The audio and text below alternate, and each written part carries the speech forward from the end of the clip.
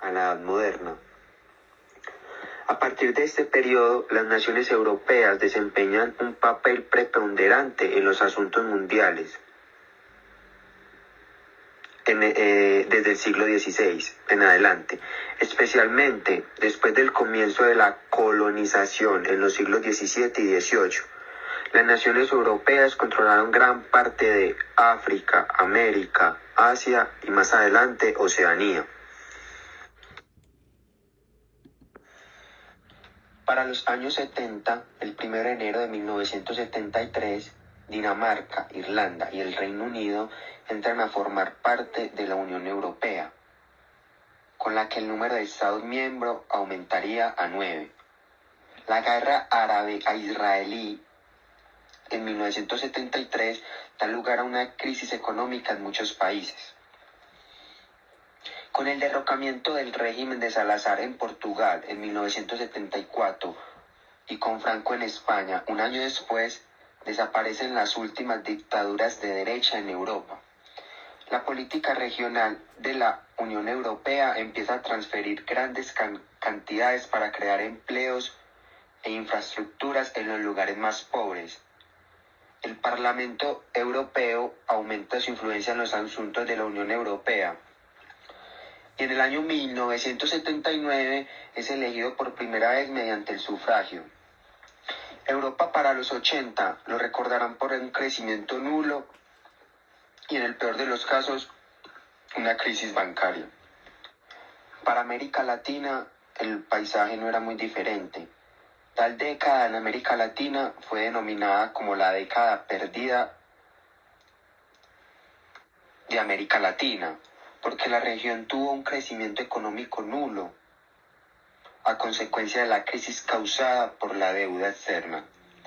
Primero México, después Argentina, luego Chile, Brasil y por último Perú. Caen y declaran la moratoria de su deuda pública, tuviendo que ser rescatados por el Fondo Monetario. A Colombia le fue algo mejor, porque fue el único que no tuvo que reestructurarla.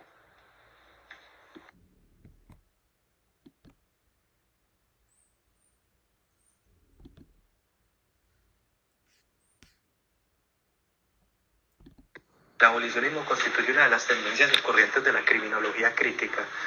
Expone una modalidad o perspectiva político-criminal de tipo crítico y no se ha de extrañar hallar en el abolicionismo el rasgo común de crítica al sistema penal tradicional.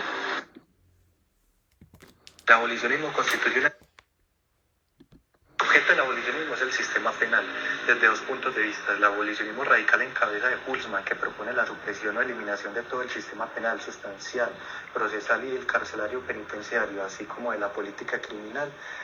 Y el abolicionismo institucional en cabeza de Mathiesen, que propone la abolición de un aspecto definido, concreto del sistema penal, como por ejemplo la pena de muerte o la abolición de la prisión.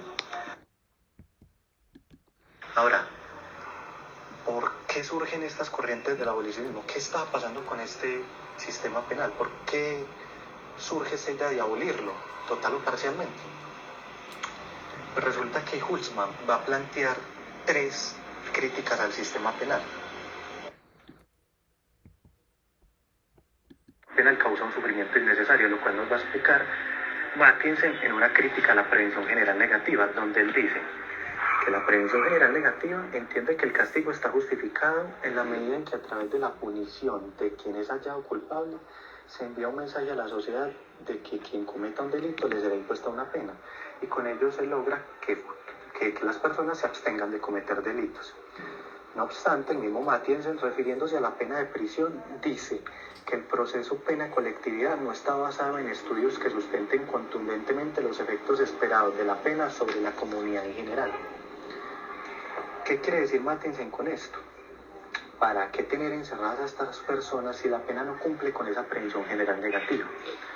Someter a un delincuente a esas condiciones de encierro solo sirve para causar un sufrimiento al sindicado, porque si su encierro no está mandando un mensaje a la sociedad de abstenerse de cometer delitos. En segundo lugar, Hulsmann dice que el sistema penal está desigualmente repartido, lo cual va a explicar Ferrajoli a partir de lo siguiente. Ferrajoli dice que hay dos tipos de desigualdad penal. Las desigualdades con origen inmediato en el derecho penal, que son aquellas generadas por la estructura normativa antigarantista y discriminatoria de la legislación, la jurisdicción y la ejecución penal, que se manifiestan en las diversas formas de subjetivización de los presupuestos de la pena. Ya no importa el tipo de acción, sino el tipo de autor o de imputado. Piénsese al aumento de pena para los reincidentes y las desigualdades en la concesión de subrogados penales. Lo que quiere decir Ferrajoli es: el sistema penal mira con unos ojos a unos y con otros a otros.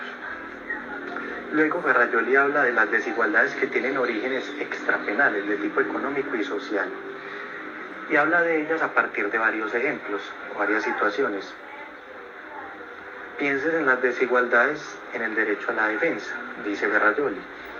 Piénsese también en la actitud burocrática de la jurisdicción, rápida y severamente represiva cada vez que debe tratar la pequeña criminalidad de subsistencia, pero lenta e ineficiente frente a las grandes investigaciones sobre criminalidad organizada y los delitos económicos. Acá lo que quiere decir Ferrajoli es que se ensaña con esa pequeña delincuencia, pero cuando se trata de atacar grandes índices de criminalidad no lo hace eficientemente. También Ferrajoli dice: la represión penal generalmente termina golpeando únicamente la mano de obra que es reclutada por las organizaciones criminales, donde se puede encontrar sujetos débiles y marginados, cuyas condiciones de miseria y necesidad, de ignorancia y fanatismo son aprovechadas por aquellas organizaciones. En lugar, Hulsmann va a decir que el sistema penal expropia el conflicto de sus verdaderos protagonistas o interesados. ¿Por qué dice esto Hulsmann? Porque roba el conflicto a las partes, quienes son las interesadas en resolverlo. Y de aquí van a hacer la propuesta de Hulsmann de la confrontación, el arbitraje y los community boards, donde se va a proponer un contacto directo entre víctima y victimario, con o sin la injerencia de un tercero. Finalmente, el método del abolicionismo es un método que rebolla el estudio causal y explicativo de las leyes que rigen el fenómeno biopsicosocial de la criminalidad, trasladando la criminalidad al campo de la pura descripción metafísica, esto es, al abstracto, filosófico, político, no susceptible de control de variables y reproducción fenoménica. Todo puede afirmarse sin ser susceptible de verificación empírica alguna. Por toda la metodología solo hallaremos analogías, metáforas, ejemplos históricos y experiencias personales. Uno de los exponentes más reconocidos del abolicionismo es el criminólogo holandés Hulsmann, el cual plantea la abolición del sistema penal en su totalidad, superando de esa manera las primeras propuestas que apuntaban a la abolición del sistema carcelario solamente, lo que podríamos considerar una fuerte radicalización de su pensamiento abolicionista.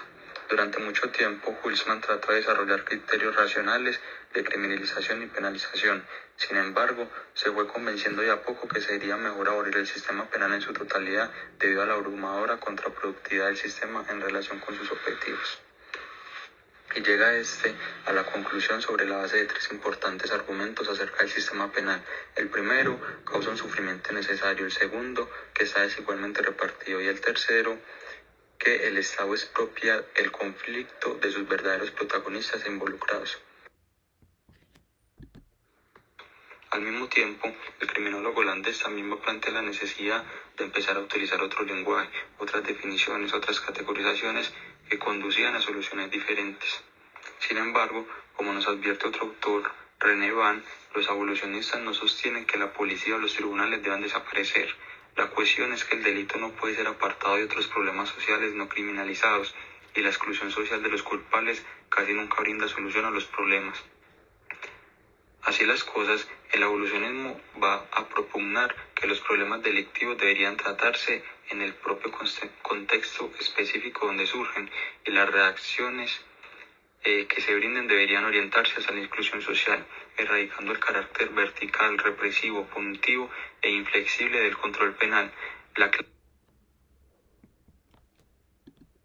La clave está en la respuesta de una justicia de tipo informal, reflexiva y participativa, evitando infligir dolor como lo hace el sistema penal. Debemos aclarar que la abolición del sistema penal incluye, al menos para Hulsmann, los distintos campos del derecho penal, no hace excepciones. Por ejemplo, para los delitos de contaminación ambiental, delitos económicos, de tránsito o delitos de cuello blanco. Su posición abolicionista muestra una creciente tendencia hacia la radicalización. Tiempo atrás, Hulsmann hablaba cautelosamente sobre la abolición del sistema penal como una hipótesis y como un punto de vista. Hoy, sin embargo, habla de la abolición como un objetivo positivo que debe alcanzarse.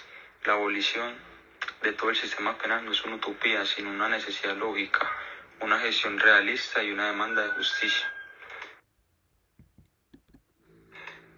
¿Cómo lograr la abolición según Hulsmann? Cuando Hulsmann reclama la abolición del sistema penal en su totalidad, se refiere a que la administración estatal centralizada de la justicia penal debería ser reemplazada por formas descentralizadas de regulación autónoma de conflictos, donde aquellos que están involucrados directamente tengan mayor influencia. No es su intención abolir la estructura de las sanciones penales y reemplazarlas por estructuras de tratamiento médico-pedagógico o simplemente por una estructura menor de justicia penal. Lo que cuenta es la abolición del nivel estatal de regulación de conflictos en favor de un nivel directo o más autónomo, como aún puede observarse, por ejemplo, en las sociedades tribales.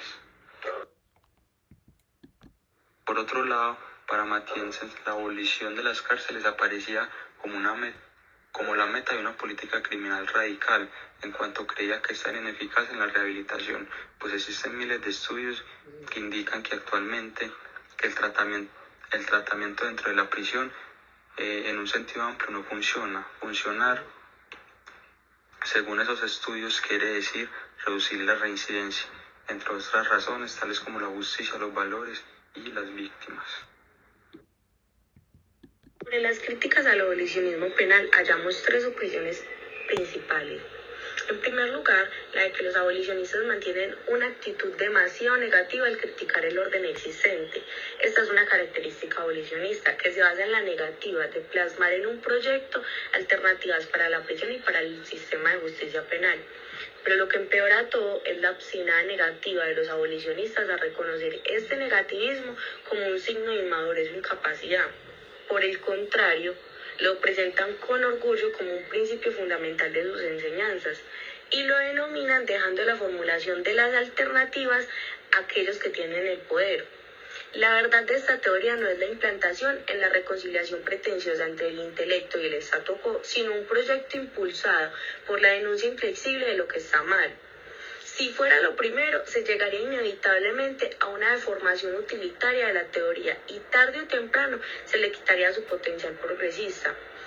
Las críticas abolicionistas, a pesar de su negatividad, no carecen de fuerza movilizadora.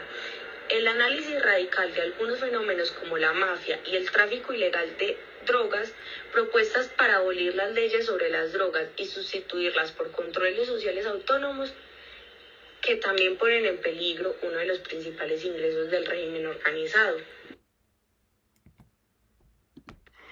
En segundo lugar, tenemos la crítica al fundamento antropológico del abolicionismo.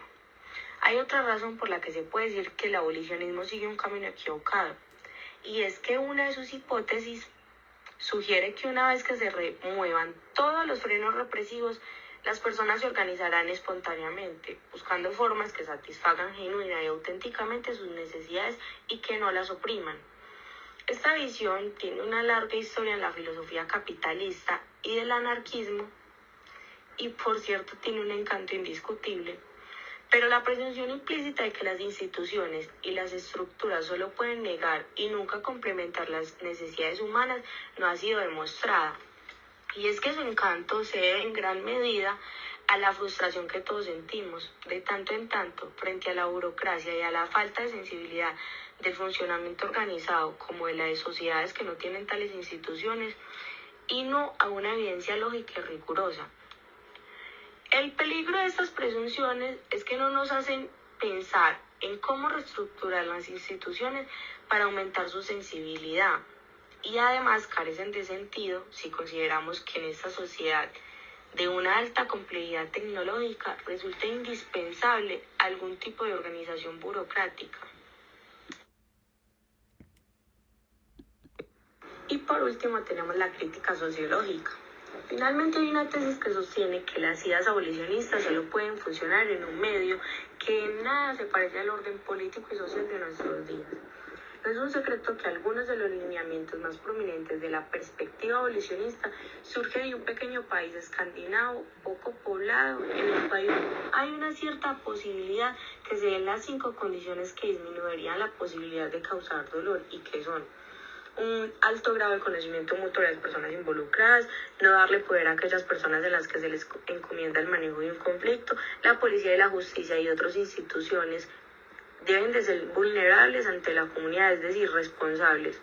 Un alto grado de dependencia mutua ante los miembros de la sociedad, nadie puede ser reemplazado, un sistema de valores en el que se le reconozca solidaridad, igualdad, respeto mutuo, en el que causar dolor resulte una idea extraña.